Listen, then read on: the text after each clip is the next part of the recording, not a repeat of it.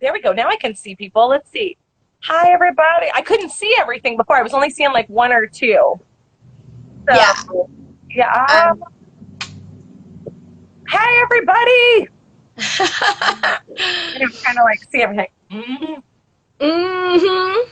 Yay! Yay. Hey, you. How are you, Well, honey? I am doing well. I'm doing well. I was hoping this setup would work out because last time I was like trying to figure out how to do the whole mumbo jumbo holding the phone. I'm like, that's not happening again. Okay, So keep your hands free. Hands free. yes, hands free, hands free. That's right. So my love, beauty. Oh, yay. I'm wearing my True to Soul earrings. Love you, lady. Yeah, Yes, turn of soul. And yes, I was gonna say Toronto Solar Dormant. yeah, we What? can start there. Are you guys let's go ahead. I'm gonna go ahead and get started because the thing with Instagram is that you only have you only have 1 hour max, and then they'll cut you off. And I just want to make sure that we don't get cut off. Right. So my first question to you, my darling, Yes, is okay, so I think everybody knows, right, that we're all going through this emotional roller coaster, oh my God. right? I mean, I'm not alone. Don't mind me. I'm just going to glance down occasionally. Oh, my mom made it. Yay. Mom, I Yay, told everybody you were Mom. trying to make it. I'm so excited that your mom made it. So, yes, I mean, I think we all agree that this whole pandemic and everything else that's going on in the world has definitely put us on an emotional roller coaster. So, Yeah. so what are some emotions that you've experienced? And I'm reading off my awesome notes. What are some emotions, Lacey, that you've experienced, and how has that affected your creative process? I've experienced all of them, and my creative process is shot. No, I'm just kidding. And kind of not kidding all at the same time. Yeah, I mean, this has been rough. And and I think, well, first, okay. So, and maybe, I think everybody here knows me. So, and I'm up here in Orlando. And first and foremost, I'm grateful, right? Because things could be, I try to start and remember to come from a place of gratitude. And so many things to be grateful for, and yet there are still a lot of things that we are absolutely justified in being upset about, right? Right. At the start of the year, my home studio was announced that we were shifting. So we were closing our home studio and we were going to be moving to a new space. And that was supposed to happen in May. So we were going to like go out with a big old bang of our big annual gala, and we were going to have a big workshop, all of that good stuff. Tribal Garden, right? Right. So, and we were going to have Wendy Allen and Sandy Ball of previously of Fat Chance. And then came March and we had to close. All of that changed. And so I think we closed my physical studio space in 3 days. So that must have been overwhelming. To say the least. To say the least. 9 years in that space. Now, I 100% believe that my school is the people, and wherever we are is home, and all of that is fine and wonderful, hence the gratitude space. But it was, blood, sweat, and tears that got me into that space. And many of you have been there, and it became my home for a really long time. And there was just no time. There was just no time. And I'm definitely somebody that's like a get the job done kind of gal. Right. And you get in there and you do the thing, and then you look around and you're just like, and then there it was, right? And there was just no time to process, no time to say goodbye, no time. There's no time. So like tears. I mean, yes. So much crying. And then I'm somebody, again, most of you know me, and I tend to be a rather joyous, upbeat kind of person. For sure. But I was, and in a lot of ways, I still am really angry. I'm experiencing emotions of anger for not the first time in my life, but definitely on this level. I'm just mad and I got nowhere to put it. Right. Yes, I totally understand. It's like a grieving process, and you go through the grieving process. Yeah. And anger is definitely there. And you even a know. really great, a really wonderful, very dear friend to me had said, I was kind of talking all of this through with her. She's another maker, another creative person, and she had said to me, and I know she like kind of hesitated in saying it. She's like, it sounds so dramatic, but I really feel this. And she's like, you're mourning a wrongful death. And I was like, oh God, that's it. That's it. That's it. That's absolutely how it felt. And although, but at the same time, so again, coming from a place of, oh, hey, Jennifer, coming from a place of gratitude, I am and cannot deny the timing of how needing to close freed me up financially, right? Right. So even though it was heart wrenching and continues to be heartbreaking that our physical space isn't there, I can't imagine. I know so many studios and schools beyond belly dance are going through it, and I'm watching them have to close. And where they hadn't planned on it, where they weren't already making preparations, and it guts you from the inside out. Like I just absolutely. But with that, we moved into Russian ballet, and we're welcomed with open arms into that space. We're just up the street. Many of you have come. It's where I hosted Rachel Bryce for. Yes, I was just gonna say that's where you hosted Rachel Bryce both Right. years, right? Had long-term relationship with them, and they're lovely, and they invited us in, and you know, it's this and it's that, and it's this and it's that.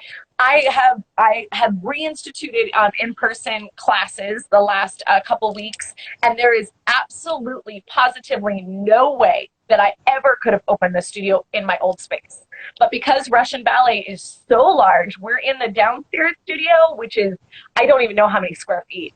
I know that regularly speaking, their capacity is 150 people. Like that's in their regular capacity. Wow. And we have upstairs as well. But I'm maxing all classes at no more than 20. We've been sitting somewhere around 8 or 10.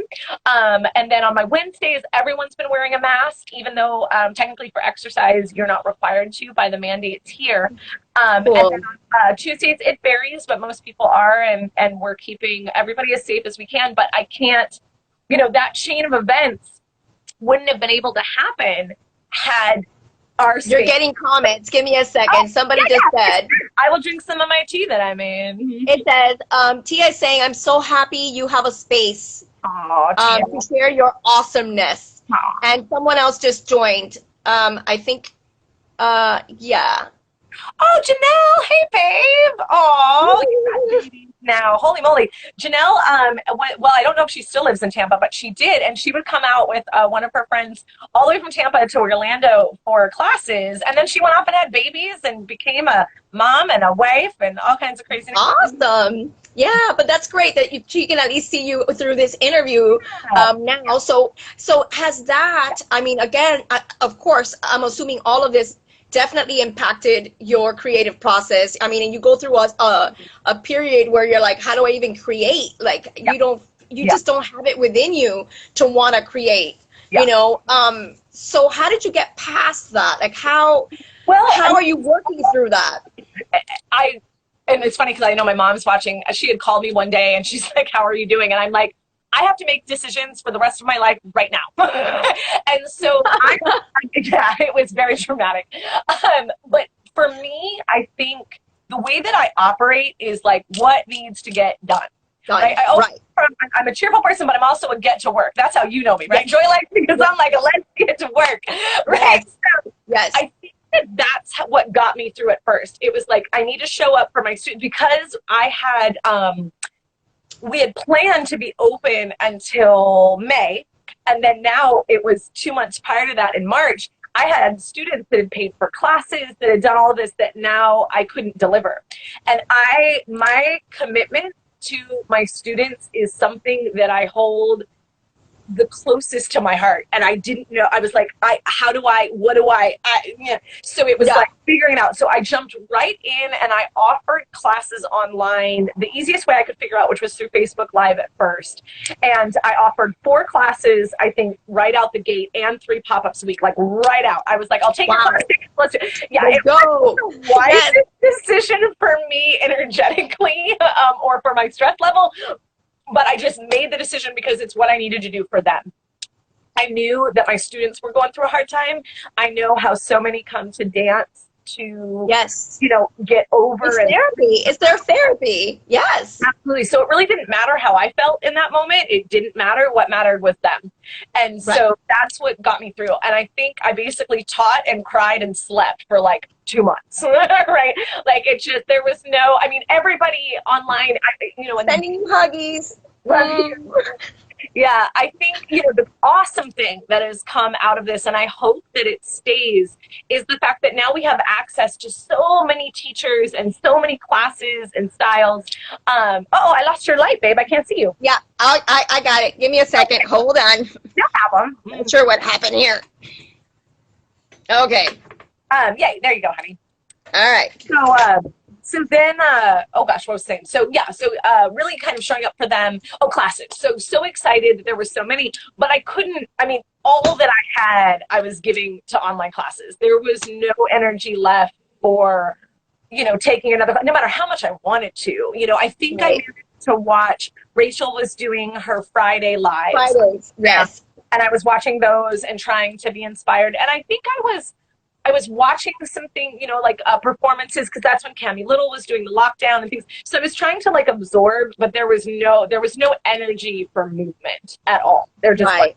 and then it was a lot of so many questions, right? Of when and how and if and all of that. So it took me a real long time. I want to say it was well in, so March, April, May. I had a breakdown in May. Oh, Well, because I had to make decisions. So no. I was Right. just kind of going, one day at a time, trying to do the thing. And in May, some deadlines had come up that I had conveniently forgotten about. And so I had to make some, Right. Of course. Yes. I made decisions in May, which, and talking about creativity, for me, creativity and deadlines kind of go hand in hand. Yeah. So my process, since this is a little bit about process, right, is Right. that I will stress my tuchus out severely until I'm paralyzed to make a decision. And then, Wow. it's awful. Oh yeah, I look like I've got it together. Pshaw. Like, one big basket case. However, once I make a decision, and if we could just like know this moment when you're freaking out, it would be so helpful. But we forget it, because the second I make a decision, it's a downhill slide. I'm able to, it frees me up. I feel, lifted. It's all better. But it's making that decision or decisions that I have to do in terms of classes or what I'm going to do in the morning or whatever. But once I make it, like, I absolutely feel free. So it was like, when I started to make those decisions, then I took a class with Marty, and then I was able to kind of. Somebody just said she's been that way her whole life. Oh, that's my mom. Oh, okay, great. Hey, Mom, you got her back. I see that. Okay. Yeah, my mom lives in New York, so. Oh, great. But I mean, I think seriously, like, you're so, like, what you want. You have your notes, you have everything jotted down. Like, you're awesome. Like, you're great. So I know that this process had to have been incredibly tough for you to be stumped as long as you did, because you are like a go-getter, a doer, so you really are. So that's amazing that you were able to just. So you're saying once you decided on one thing, that's when you're like, okay, this is how it's gonna go. Yeah, I mean, I'll ebb and weave depending on the other decisions I have to make. Oh, Belda. So yeah, yes, and then it keeps coming, right? So for every decision I have to make, it starts to turn the wheel. But especially with the pandemic, it basically I was stopped dead. I didn't know what to do. I mean, knowing that we were going to talk about creativity and everything, I was like, I'm just going to be super raw and roll with it, right? Because I don't as much. But I'd sit at my computer and my husband would look over at me and he'd be like, "Are you okay?" And I'm like, "I am so incredibly, utterly not okay. Like, I have no idea what I'm doing. I got no idea who I am. I don't, like, it was all it just crumbled until you take a step. And then you take another step. And then you take another step. And for me, that equals decisions. So I will absolutely feel, like I said, immobilized until I realize that, okay, this is your life. You're in charge. What are you going to do? And giving yourself the freedom to do whatever. Like in that moment, whatever decision you make is okay, but you Right. can't make one, right? So what I'll do Right. is I'll freak myself out over all the possibilities and what those possibilities might equal, and et cetera, et cetera, et cetera. And then it'll be like, well, you can't, hypothesize yourself to death. You've got Yeah. to you've got to move. And what was really helpful was in those decisions, for example, around Russian ballet, she was also open. So she met me where I was at, where I would say, okay, I'm comfortable. For example, I did pop-up classes. I'm like, I don't want to commit to full classes yet. I need to see how it feels just to have some people in. She's like, no problem. Like, it was like whatever I wanted to do was totally okay. And that freed Wow. up to give me room to be like, I don't need to decide everything right this second. Let's get And past it. that was helpful, I'm sure. That was incredibly helpful. So So now that you started teaching, do you feel now that teaching, in a sense, has been therapeutic in a way? Going back to teaching has been a way of like helping you emotionally and psychologically. Like how has that assisted you in healing through this process? yeah, I think that teaching is my lifelong passion. I believe that I was meant to teach dance, and I think that I will always find my way back to it. Okay, so I will answer this in a couple of ways. So the first time my troupe, Blue Caravan, and we had our first rehearsal, it was therapeutic. Getting us together, getting us in the same space, moving, I could have cried. Like it was super emotional and wonderful. Getting to teach in general was fantastic. Getting in front of a class, I've been teaching online. I know you're teaching online, being able to have the students in front of me again, being able to see their bodies, even though I was from a distance, all of Mhm. that was like, okay, familiar, helpful, great. The part and the new hurdle is not being able, I'm such an expression person. I'm wearing a mask. I'm wearing a microphone and a mask over that microphone. So it's a lot of new boundaries, to Of kind of course. through.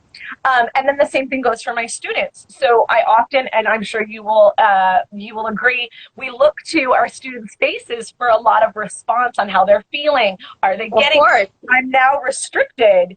Depending on how they wear their hair. I mean, I'm getting really good at reading the furrowed brow. Let me tell you, like I'm getting real good at the wrinkles, and the eyebrows. I'm getting real good at it. But it's a hurdle, but one that I'm happy to take. I mean, it's not that I'm angry about it in any way, but it's new things that I think in all of it I wasn't thinking about when I was going back to teaching.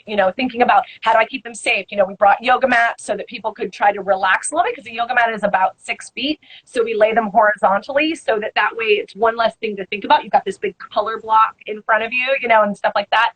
But Yes. the teaching component of it was a little tricky.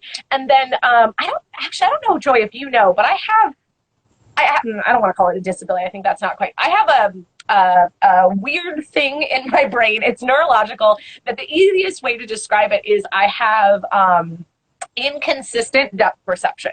So I have wires that don't always fire correctly and that don't give me the perception of space adequately. That's why I don't drive. So I can't tell what lane the cars are in. Like I got no idea. Like outside. Right. I know you told me about that a while Right. back, why you don't drive, but that's interesting, like how does that affect you in dance? Right.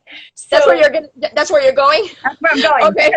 Well, with dancing, it's completely different. So me personally dancing, it's a whole other talking about a sixth sense. Like I trust what my body feels and what it knows to be true about my dance. That's why, as a teacher, if you've ever taken a class with me, it's why I'm so adamant about your arm placement. It's why I'm so adamant about like your sense of center, because that gives you all the information you need in your dance. So I never trust what I see. I trust what I feel.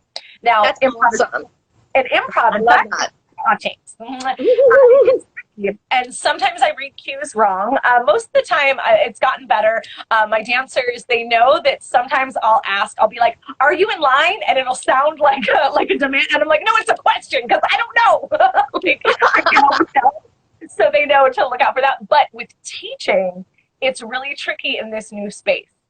So there are certain things in my home studio that I did to help set me up for success and how I relate to space. So, for example, having wall underneath the mirror and wall above the mirror helps me to relate to the space better. Wall to or floor to ceiling mirrors are very hard on my brain. And then there is a lovely Marley floor that we've never had before, but it's wonderful, but it's black. So Oh, there is this perception for me that is really, really tricky. And so eventually I will get used to it. Eventually my brain will understand it. But it was a lot of new input right off the bat. right. Distracts me from my students, which are most important to me. So there was some hurdles to kind of get over at first. Just, that would have been there regardless, in terms of the space and all of those things. I'm trying to make sure that everybody understands where to go. And because it's a two-story studio, as you remember, so we've Right. opened up the stairs so that people don't have to use the elevator. Good. Okay. Yeah. But The elevator that will go off. but make sure that people know where that is. All of those very seemingly not important details are what make everybody feel more comfortable, more confident, especially in these times. You want people to Right. feel good about their decision in coming and feel as though they're being taken care of, regardless of the hip bump I taught that day. Right, right. So now, since going through that major hurdle, and I know that you're still processing a lot of it, obviously, because it's not like you're going to wake up and, I wish it yay.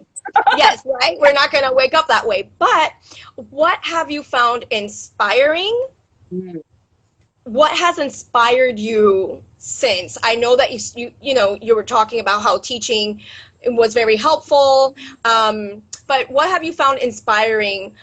I mean, obviously there's a silver lining to everything, but inspiring, or what hobbies have you actually picked up? Is there anything that you've immersed yourself in during this time that you feel has benefited you or positively impacted you in any way? Yeah, well, Viking music. So I have to say that for any of my students.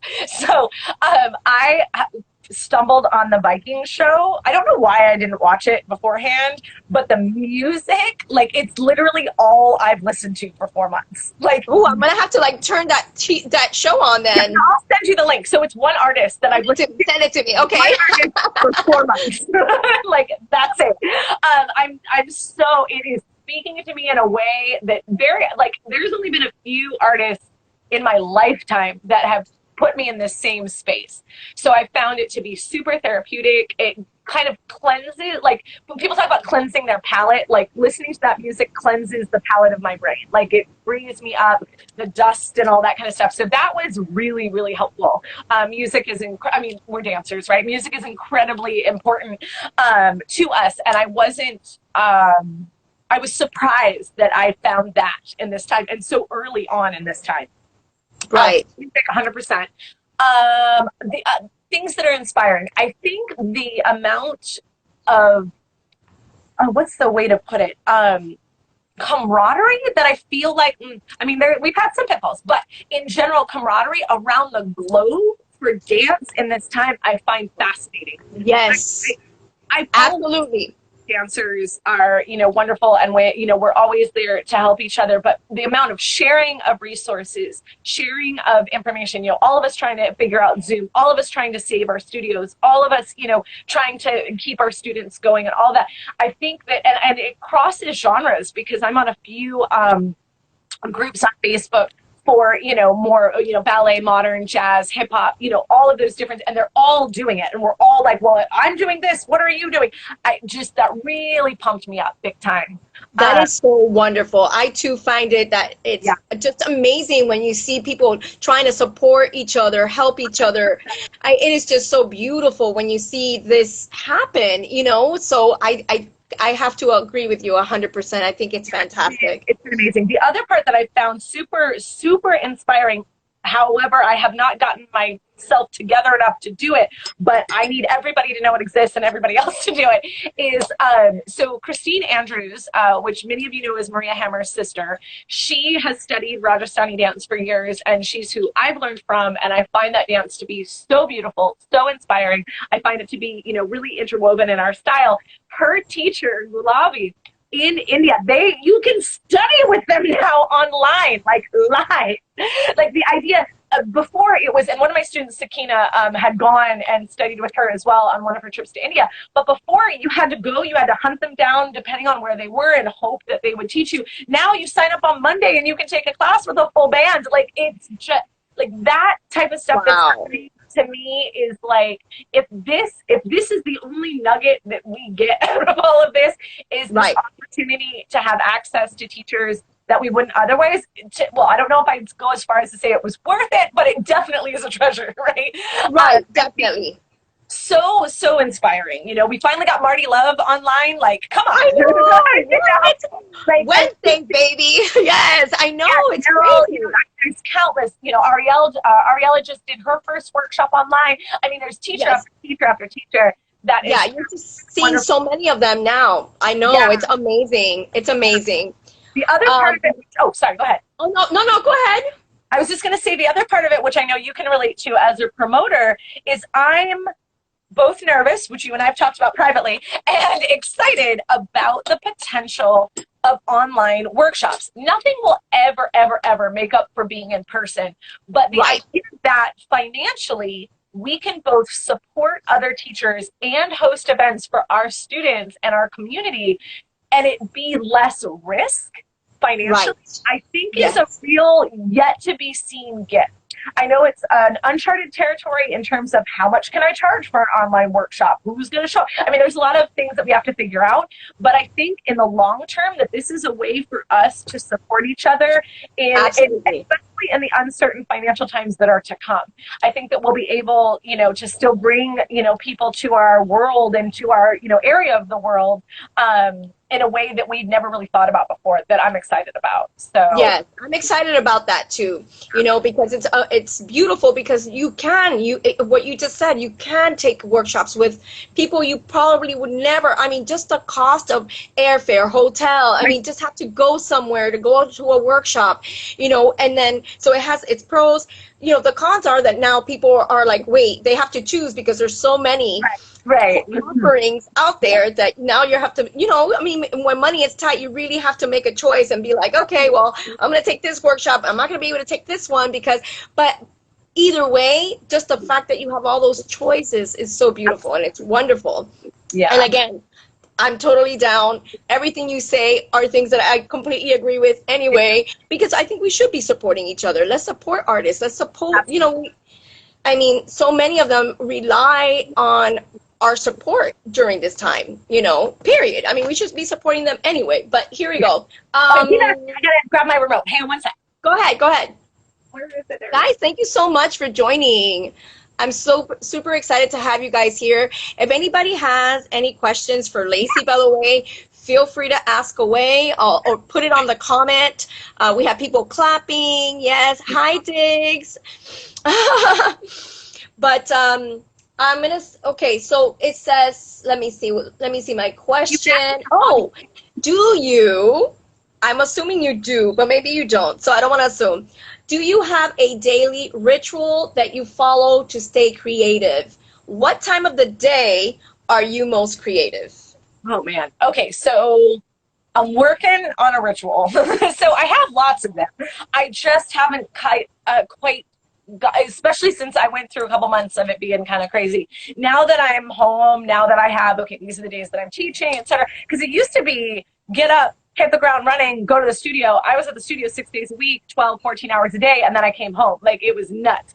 So now that I have more time at home, which I love, I definitely am someone, even though most people would think I'm an extrovert, I really like my alone time. High five. Yeah, I've got to recharge so that I have stuff to give, like, for sure. Mom doesn't like mornings. I love mornings. Me too. I love mornings. So if given, but I don't know if I'd say that's my most creative time. So given my ideal situation, I would wake up super early. Like, well, depending on who I'm talking to, early is different. Like, I'd love to wake up around 6, but not get up until 7. Like, that would be like lovely. Right. But but like, and I like a slow morning. So like make the coffee. I don't want to talk to nobody. I want to like enjoy the birds. Oh, did you freeze? Oh, you're No. good. Are Okay. you there? No, Yeah. I was actually reading a question that somebody had. Oh, okay. It says, what advice do you have for someone like me who feels so disconnected from online dancing and has lost total inspiration to dance? Yeah, I think that, okay, so my first, like, get them to it, like, advice for you is to get into a group chat. Like, at least with one other person. I did it today. I reached out to a dancer friend of mine that I've known for years, but we haven't really, hung out necessarily. And I was like, girl, can we have, I messaged people, can we have a coffee Skype? Can we have seeing someone talking it out so that you don't feel alone is like number one. I think online classes are tricky because they're one way, right? So unless you're in a Zoom, which but can still feel a little detached. So I think I was just talking to Deanna Freeman about this too. Her Thursday class, she just gets together with them and they chat just for community. They just chat, they talk about, sometimes it's dance, sometimes it's other things. So if you can get together with a friend, if you can get even a group together, if you have dance mates or troop mates, just to get together and talk face to face. Yeah, Like, actually, sorry to interrupt you, but actually now that you said that, it's wonderful because Kelly and Valeric, they decided that it would be a really good idea to extend our classes by 15 minutes and nice. just chat and just talk and Yeah. just connect. And it really makes a difference because, I hop on at 6:30 on Thursdays and we talk, or I'll share something, or I'll share a video, and it's just so nice to just be able to connect. Because I had a very difficult time, Lacey, I have to say, with Zoom initially, because I was like, I'm such a people person. I'm a hugger. And there's something so beautiful about the energy at the studio. Well, you know Yeah. what that's like, right? And so nothing can really replace that, but at least having that time Yeah. to chat and connect, Connect. it really does make a big difference. Yeah, I do Hmm. the same thing. I sign on 15 minutes early before class, and people can come on and chat if they want to, or if they're busy because everybody's got different stuff going on. Sometimes people just jump in right at class time, but that can help. Yeah, Pash, no problem. So I definitely think that will help. That'll get you started, and I recommend that for anybody. Even my husband, who is like an old school talk on the phone kind of guy, like he had to learn that he needed this time to connect with people. Like he was never a FaceTime guy, never, and he's become one because it's the closest we're gonna get to hanging out right now. So yeah, absolutely. Absolutely. What were we talking about before? I don't know. Oh, ritual. Right. So Yes, morning. your ritual. Sorry. Go Yeah. ahead. So it would be slow morning. I would have yoga, somewhere in there. I'd take a languid walk with my dog, not in Florida. I'd love it to be cold, but it's super hot right now, so I have to deal with it. And then really, I think because of my schedule, like because my brain and body are so used to teaching in the evening, that's usually when that creativity starts going. So somewhere Right. around 4 and 5 o'clock, my brain starts going, and I'm like, okay, now I want to do stuff, But it's tricky because now that I'm home, it's like, oh, I got to feed the dogs. Oh, I got dinner time. So it's been a little tricky figuring that part out, which is why I'm working on my ritual. So what has actually happened is I get up, my husband and I want to walk the dog. I come back and I do yoga because I don't know about you guys, but my body is a wreck. So from all of this different, positioning and whatnot, my hips hurt, my feet hurt, everything's a mess. So I've given myself the time for yoga, and then I'm super excited. So the tray that I showed you earlier, which I can show again since we have more people. So in my chat with my friend today, she mentioned it about making, and even, I'm particularly woo-wooey for those that don't know me, but even if you're not, she made this suggestion about a traveling altar. So, do you know anything that you wanted to inspire you that day, whether it was a picture or it was candle, whatever it is, and putting it on the tray so that it can be portable, right? And she puts it at the front of her yoga mat in the morning when she's doing her yoga practice. And I was like, girl, I'm stealing that. So this is my, I'll show anybody first. So I made like a little tray. So this was like my little, I want to be inspired while we chat. So it was like, I have my little crystals and I was like, oh, this is happy. And I don't know why, Joy, it made me think of you, but it did. But Thank yeah, you. so yeah, I was like, trying to just kind of do stuff. And then I'm getting to a place where then it's bookwork. So it's emails and calendar and all of that kind of stuff after, a little break for me time, and then I'm trying to get to the place in the afternoon where then I'm creating. So that's my plan. I've got a week to get my checklist in order because DaturaCon is the following week and I got to be ready. Yes, let's do it. Oh my gosh, yes. Yeah, so I'm excited about that, and I'm going to need to be ready. Okay, so now we have that.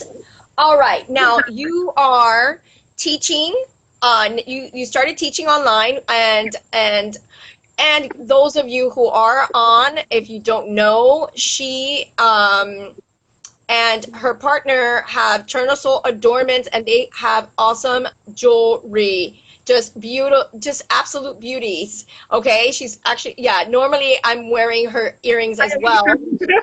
Yes. But do you want to go ahead and maybe share like when you're actually teaching and tell us a little bit more about Tournesol Adornment? Yeah. So, okay, so, oh, I'm getting caught in my scarf. So yeah, so I'm teaching online. This words. July's schedule is a little lighter. I've been going and going and going, as we talked about before, and I was getting the sense, as we all do, that even though things are times are strange right now, the summer is still the summer, and it's hot, and people don't want to do as much.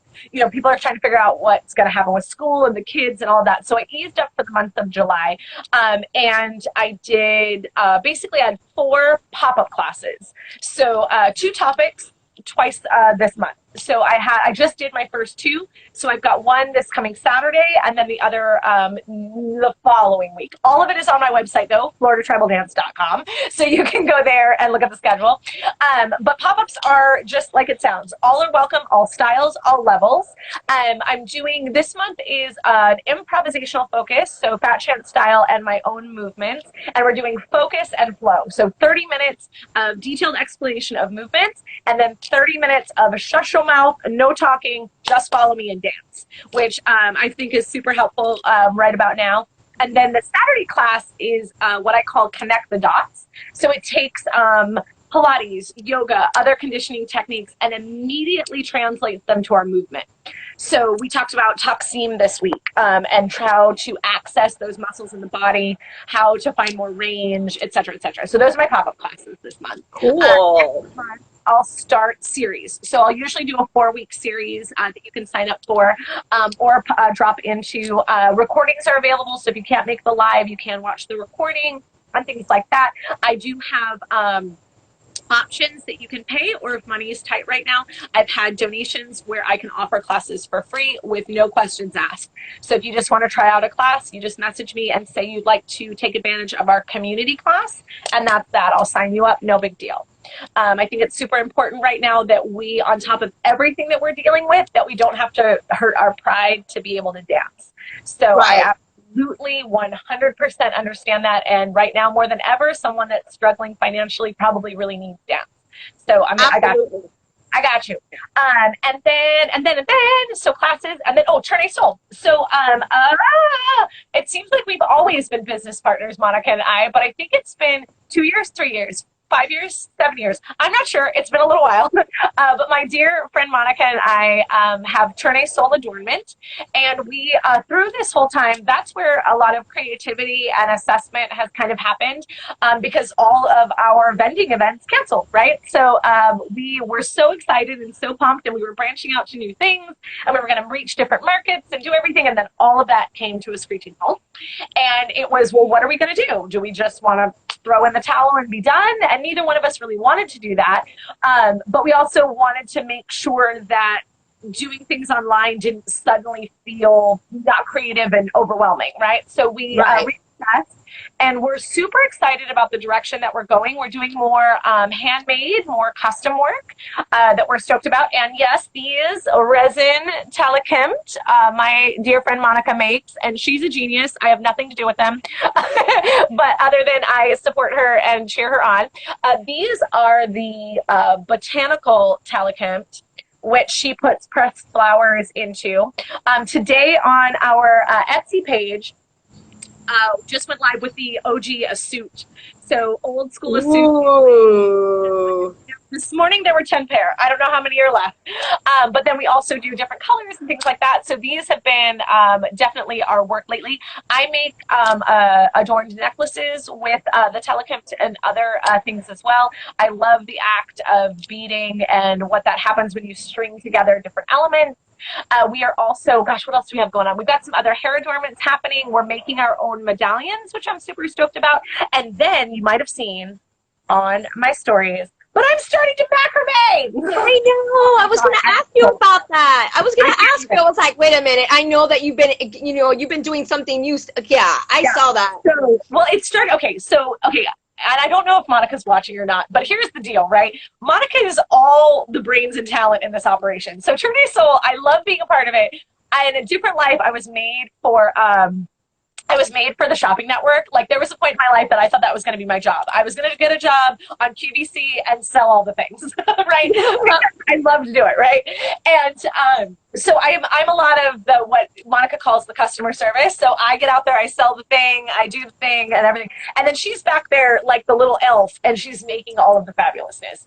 And I was like, this relationship does not seem balanced. I need to participate more. But I don't have a lot of confidence when it comes to making things. And but you make beautiful things too. Well, I've seen what you make. You make beautiful.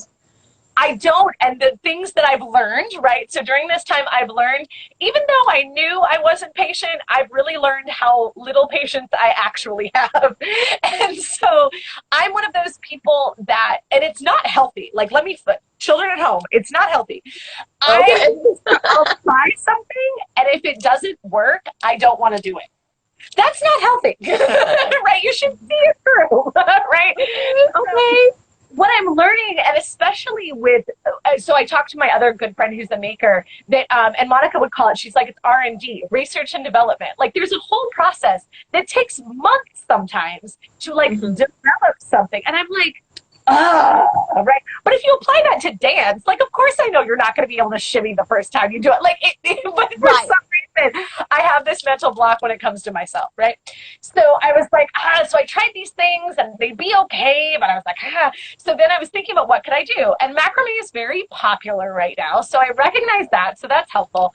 But there was something about, I was like, I feel like I could do this, right? I was like, I really felt. So then you feel confident. Yes. Yeah, okay. And from a business perspective, it wasn't going to cost me that much for the supplies. Macrame does not take a lot of things to do to try it out, right? And I really loved, Monica and I are stupid obsessed with textiles. Old, rich textiles, like we have a ridiculous obsession about. So I love that it was a textile art. So I was like, okay, and I did a bunch of research around it, and then I bought my first, actually Alex bought it for me, but bought me my first skein of rope, right? And it sat there for 4 months. So we bought it. Just sat there. So then I was like, then I made the Pinterest board. I was like, okay, we're going to find some tutorials. Like, okay, Lacey, you're going to rev this up. And I did all of that, and then I waited because I'm nervous and I'm scared. So then I went, and I should show you my rack of my first ones that I did. Okay. I finally revved myself up enough to try, right? And so I was like, I'm just going to make knots. That's what I'm going to do. I'm going to make knots. Okay. And I did this one. Ooh, que pretty. You the amount of joy. I cannot. So I am in my heart, I would line dance forever. I love line dances, and I don't care what ethnicity of line dances or what cultural line dances you're talking about. I will do. I don't care. Country line dancing, Greek line. I want it all. The reason why I like it is repetition. So that's where I'm going with this.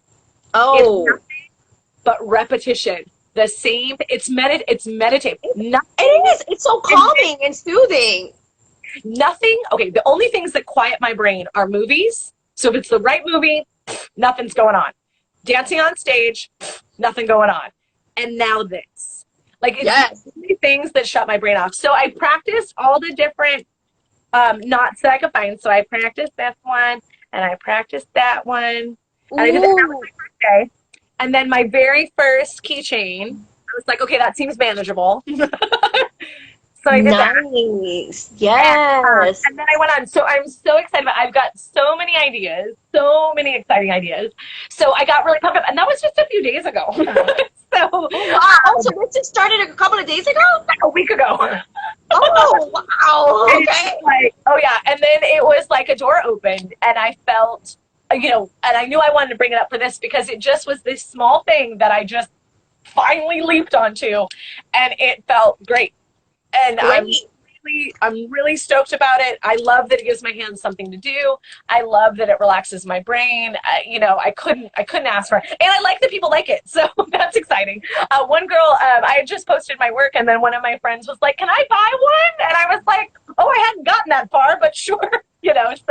So I'm really excited about it. Okay. How All are you right. doing? We have maybe time for one more question. Let's see. How do you think you have grown through this period? Cool. I think I'm still going through it. I think a little bit. I think there's a lot of learning, and I think if I might be so bold, this is probably happening for a lot of people, is learning to trust yourself. Learning that you're a lot tougher than you think you are. That you Absolutely. have the tenacity to figure it out. Um, I see things over and over again about gratitude, about learning what you really need in life and what you don't. I think that that's a lot. Yeah, like that covers a lot of ground. Wow. Uh, No, but it's true. It's so true. It's so yeah, true. Tenacity and you know, yeah, resilience, it's how to keep moving despite the obstacles. And you're a perfect example of that. Really. I think I think that it's I'm still like I don't know if I'm really settled. I'm still every now and then like who am I? What am I doing? There's still that a little bit. But it's getting there. Yeah, just knowing that you you're in control of your life and we have to interact with others and we have to interact with this world and that's not an option. But it's not but you're still your own person and it's your family and it's your circle and that you get to decide what that's like.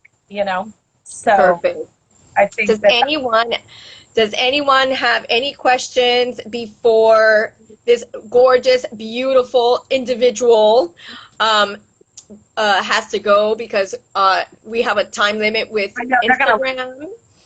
So if anybody has any questions, I know that Pash, you asked a question. Does anyone have any wonderful questions for Lacey? Because I did have one more, but we're gonna have to try to keep it short. But it's yeah, I know, right? okay. I'm so long-winded. No, I love it. No, no, I love it. I've loved what you've said, and I think, I think it's because I agree with so many of so much of what you shared. We share a lot of similarities there, Yeah. for sure. And I also went through my like I am not creative at all. I can't even think of being creative. I'm not inspired. I'm not motivated, and Yeah. having to get past that, Yeah. and just doing what you have to do. But I love teaching as well. I love teaching. I love my students. They're everything. I absolutely adore them. So I totally, oh, wait a minute. We do have a question. Yeah. Tia's got something. What's your next dance adventure? Ooh. Well, I've got a couple going right now. So that's exciting. So yeah, so I was asked to join Fat Chance Belly Dance U with Deanna Freeman. It's her new concept to encapsulate all things. There's all kinds of stuff coming in. Encapsulate all things Fat Chance Belly Dance. So I just had a workshop go live there. So you can look that up. I also have links. You can actually go to my Instagram page, and there's a link that'll take you right to it. You can subscribe to their whole thing, or just do my workshop. You can also check my online classes. I've got a workshop coming up with Waki, as she puts on B Tribal in Mexico City, and I'm doing a workshop next month on the 15th with Sylvia Salamanca. And oh, for the love of God, I can't remember the other instructor, but there's 3 teachers. offering workshops online, which are really exciting. And I'm doing a performance with hip expressions for their monthly hafla next month as well on my birthday on the 21st. So those are a couple of things. Yeah. Ooh, okay. And then we have another question. Let me see. It says,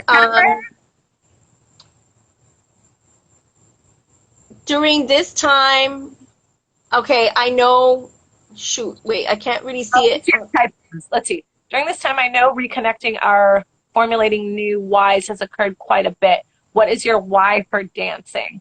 Oh, I love to hear this from each dancer. Oh, Jennifer, you girl. So why am I dancing, right? Why am I dancing? So the thing that pops into my head immediately is my mentor Rachel's response, and she always says, because I can't not dance, right? I think that my why for dancing, if I was just to not like take out teaching, take out everything, why do I dance? It's so I can process. Like like I had an old quote, it was like my one time I blogged, right? Was, if you want to know how I feel, watch me dance. And I think that's why I couldn't dance, like me on my own. Like I didn't dance for months with all this. And then, well, I think the first time I cut loose in my kitchen one day, and that felt good. And then just this past week, I danced before I taught, just for me. And it felt like I was able to express, like it felt like things were able to come through.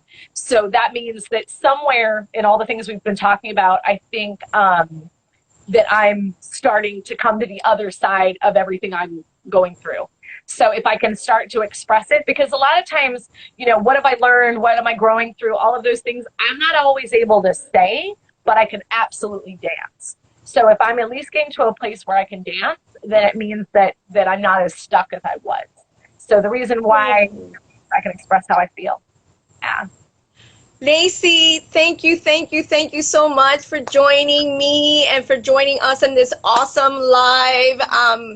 You're like a bright light, no matter how dark it gets. You are a beautiful, bright light, and I'm so thankful. I'm sorry? I said we have to keep reaching for it. Mm-hmm. Yes, absolutely.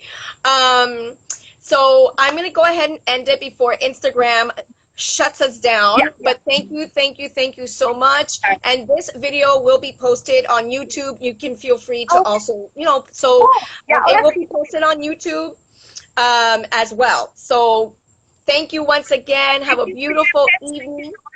I love you. Of course. I love you too. Much love, Lacey. And thank you all for joining us as well. Bye.